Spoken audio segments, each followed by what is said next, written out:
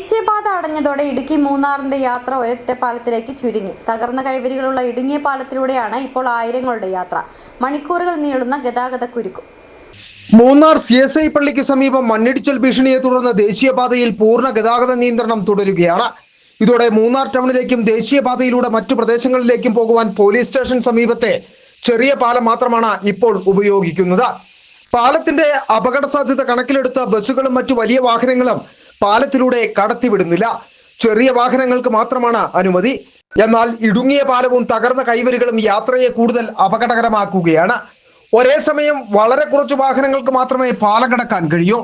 വിനോദസഞ്ചാരികളുടെ തിരക്ക് കൂടിയാകുമ്പോൾ രാവിലെ മുതൽ രാത്രി വരെ മണിക്കൂറുകൾ നീളുന്ന ഗതാഗത കുരുക്ക്.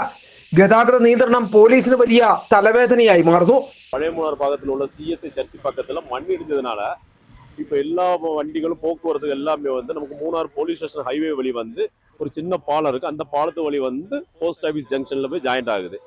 இந்த பாலமும் கொஞ்சம் இடிகிற கண்டிஷனில் இருக்குது. ரொம்ப வண்டிகள் ஹெவி வெஹிக்கிள்ஸு அந்த பெரிய கட்டன்ஸ் லாரியும் பெரிய பெரிய பஸ்களோ வந்து போனுச்சுன்னா ரொம்ப நாளைக்கு அதிக மழை பெய்து கழிஞ்சால் ரொம்ப நாளைக்கு தாக்கு பிடிக்க முடியாது. இந்த பாலம் ரொம்ப அபகடத்தில் இருக்குது.